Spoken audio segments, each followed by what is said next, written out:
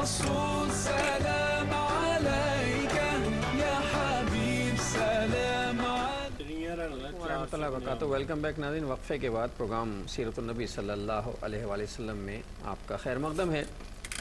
تسلسل کے ساتھ جو ہے وہ سلسلہ چل رہا ہے۔ بعض چیزیں بہت ایسی ہیں جو تفصیل میں جانے کی ہیں، جہاں ہم کوشش کرتے چلے جائیں، بعض چیزیں ایسی جہاں سے سرسری گزر جاتے ہیں، اس لیے کہ کوئی بہت قابل کہ ہر لمحہ جو ہے وہ قابل ذکر ہے، لیکن تاریخ بیان کرنے کے حوالے سے شاید آپ کی دلچسپی اس میں کم ہوگی۔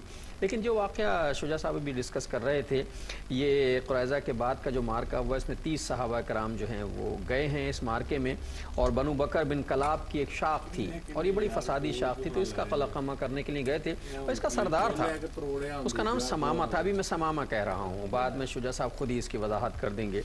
تو یہ تمام وہ سارے کے سارے جب انہیں پتہ چلا کہ لڑنے کے لیے آ گئے ہیں تو ان پہ خوف طاری، اور سارے کے سارے بھاگ گئے۔ سردار پکڑا گیا، سردار کو پکڑ کے لا کے صحابہ کرام نے مسجد نبوی کے ایک ستون سے رسیوں سے باندھ دیا، یہ بندہ رہا۔ اس کے بعد نبی کریم صلی اللہ علیہ وسلم نماز کے لیے جب تشریف لائے تو پہلی ملاقات ہوئی، تو 3 مرتبہ کچھ سوالات ہوئے ہیں، اس کا نتیجہ کیا نکلا ذرا؟ جی بسم اللہ الرحمن الرحیم۔ اللہ کے نبی صلی اللہ علیہ وسلم نے گفتگو کی ہے اس تمام، یہ حضور صلی اللہ علیہ وسلم کو قتل کرنے نکلا تھا۔ جی اب دیکھیے کہاں وہ، دیکھیے یہ نبی کریم صلی اللہ علیہ وسلم کو قتل کرنے کے لیے یہ نکلا تھا، جنگ کرنے، اور ارادہ باندھ کے نکلا تھا کہ معاذ اللہ استغفر اللہ رسول اللہ صلی اللہ علیہ وسلم کا کام تمام کر دے گا۔ آج اسی رسول کے سامنے بندھا ہوا ہے اور التجائیں کیا ہو رہی ہیں؟ تو آپ صلی اللہ علیہ وسلم پوچھتے ہیں بھائی تمہارے نزدیک کیا معاملہ ہے؟ وہ کہتا ہے میرے نزدیک تو خیر کا معاملہ ہے، اگر آپ قتل کریں گے تو ایک خون والے کو قتل کریں گے، اگر آپ احسان کر دیں تو ایک احسان مندی کا رویہ اختیار کرنے والے پر احسان کریں گے، اور اگر آپ چاہیں تو مجھ سے مال کا سوال بھی کر سکتے ہیں۔ اللہ کے نبی نے پھر سوال کیا، اس نے یہی بات کہی، پھر سوال کیا، اس نے یہی بات کہی۔ اس کے بعد اللہ کے نبی صلی اللہ علیہ وسلم نے صحابہ کرام سے فرمایا کہ اس کو آزاد کر دیا جائے۔ ادھر یہ آزاد ہوئے، اب ہوئے ہم کیوں کہہ رہے ہیں؟ اس لیے کہ آگے معاملہ بدل گیا، بدل جائے گا معاملہ۔ یہ گئے اور غسل کر کے آئے اور اللہ کے نبی صلی اللہ علیہ وسلم پر ایمان لے آئے، اور یہ کہا، اب ثمامہ رضی اللہ تعالیٰ عنہ ہو جائیں گے، اور یہ کہا کہ آج سے پہلے آپ کا چہرہ سب سے زیادہ ناپسندیدہ تھا میرے نزدیک، معاذ اللہ، اب کوئی چہرہ آپ کے چہرے سے بڑھ کر میرے نزدیک محبوب ترین نہیں ہے۔ جس دین کی آپ دعوت دے رہے ہیں، یہ آج سے پہلے اس سے زیادہ ناپسندیدہ کوئی بات میرے نزدیک نہیں تھی، مگر آج اس دین سے زیادہ پسندیدہ کوئی بات میرے نزدیک نہیں ہو سکتی۔ دنیا بدل گئی، دنیا بدل گئی، دل بدل گیا، دنیا بدل گئی، سب کچھ بدل گیا، اور یہ مشرف با اسلام ہو گئے اور ایمان لے آئے نبی اکرم صلی اللہ علیہ وسلم پر۔ اور ناظرین محترم، یہ ایمان لے آئے تھے، اور ان کا معاملہ یہ تھا کہ ان کے پاس غلہ بہت ہوتا تھا، غلے کی سپلائی ان کی جاتی تھی مکہ، بالکل، اور مکے میں کچھ اگتا نہیں تھا۔ اچھا، اور انہوں نے پھر مکے والوں کو تھریٹ کرنا شروع کیا کہ اگر تم نے محمد صلی اللہ علیہ وسلم کے خلاف سازشیں نہیں چھوڑی تو پھر میں بھی کچھ کروں گا، تمہارا غلہ بند کر دوں میں غلہ بند کر دوں گا، دانا پانی جسے ہم کہتے ہیں، تمہارا دانا پانی حقہ پانی بند کر دوں گا۔ تو چنانچہ مکے والے پریشان ہو گئے اس سے کہ بہت بڑی سپلائی ان کی طرف سے جاتی ہوگی، اور وہ سپلائی قحط کا معاملہ ہو جائے گا، تو مکے والوں کو منت سماجت کرنا پڑی رسول اللہ کی صلی اللہ علیہ وسلم، کیا خدا کے واسطے ثمامہ کو رضی اللہ تعالیٰ نے سمجھائیں کہ وہ اپنی سپلائی کا معاملہ بحال کر دے، ورنہ ہم تو بھوکے مر جائیں گے۔ بہرحال رحمت للعالمین محمد کریم صلی اللہ علیہ وسلم نے ثمامہ سے کہا رضی اللہ تعالیٰ عنہ کہ تم ان کی سپلائی کا معاملہ جو ہے وہ کھول دو۔ یہ اللہ کے رسول کی رحمت کا اظہار بھی بار بار ہوتا ہوا دکھائی دے رہا ہے صلی اللہ علیہ وسلم۔ رحمت للعالمین یوں ہی نہیں ہیں، وَمَا أَرْسَلْنَاكَ اللہ رحمت للعالمین، ہم نے تمہیں سارے جہانوں کے لیے، تمام لوگوں کے لیے رحمت بنا کر بھیجا۔ اب رحمت کا معاملہ یہ دیکھیے کہ ایک آدمی گھر سے قتل کرنے نکلا ہے، آج وہ مجبور بےکس بندھا ہوا ہے سامنے، اس سے سوال ہو رہا ہے کہ بتا بھائی تیرے ساتھ کیا معاملہ کروں، حالانکہ ہونا کیا چاہتے تو مجھے قتل کرنے نکلا تھا، دیکھ اللہ نے مجھے اختیار دے دیا، میں قتل کا بدلہ قتل ہی ہونا چاہیے تھا، اور ایسے آدمی کا قتل کہ جو اس ارادے کے ساتھ نکلا تھا، لیکن ایسا نہیں ہوگا، اس کو چھوڑ دو۔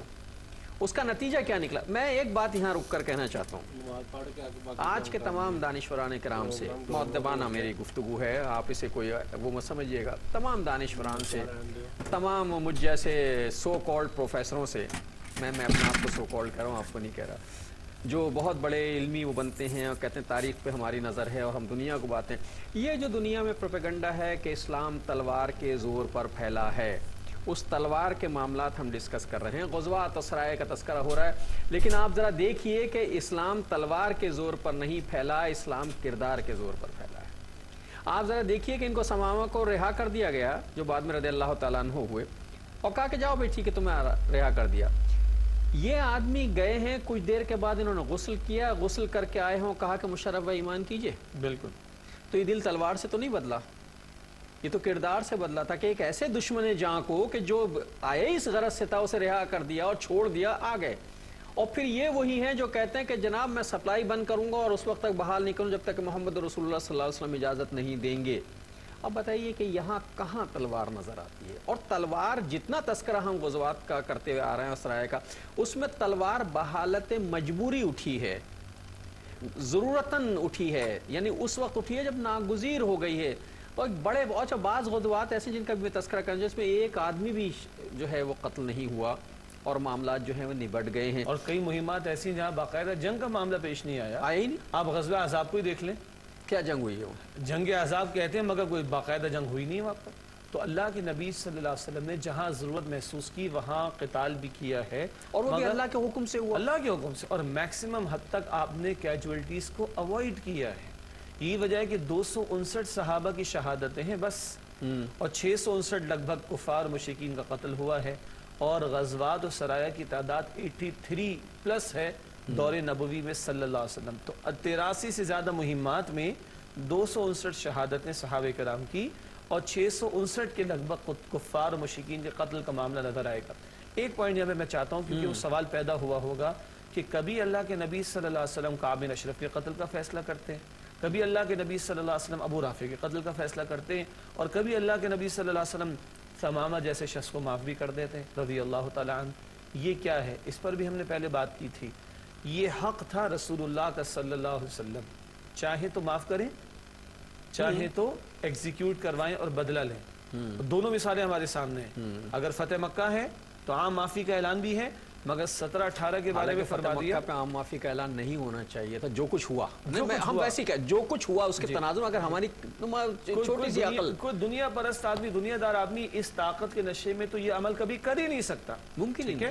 لیکن وَرَأَيْتَ النَّاسَ يَدْخُلُونَ فِي دِينِ اللَّهِ أَفْوَاجًا کی شان اسی معافی کے بعد آئی. لوگ جوق در جوق اسلام میں داخل ہو گئے, عمومی طور پر معافی ملتی ہے, لیکن اسی وقت 17-18 کے بارے میں کہا کہ کعبے کے پردے میں بھی لپٹے ہوئے ملے تو ان کی گردن اڑا دینا. ابھی ٹیکنیکلی کیا ہے؟ یہ ٹیکنیکلی بات یہ ہے کہ اختیار رسول اللہ علیہ السلام کا تھا, آپ نے بعض کو چاہا تو معاف کیا اور کچھ کو آپ نے ایگزیکیوٹ کرایا, مگر اب امت کے پاس معافی کا اختیار اس معنی میں نہیں. یہ میں بات کر رہا ہوں. لیکن رسول اللہ صلی اللہ علیہ وسلم کا ایک مسئلہ اور بھی ہے جو بہت ہی قابل وہ توجہ ہے, اور وہ یہ کہ رسول اللہ صلی اللہ علیہ وسلم کو ایک اختیار تو اللہ کی طرف سے بخشا ہوا ہے, وہ چاہے فیصلہ جو چاہے فیصلہ کریں. بالکل.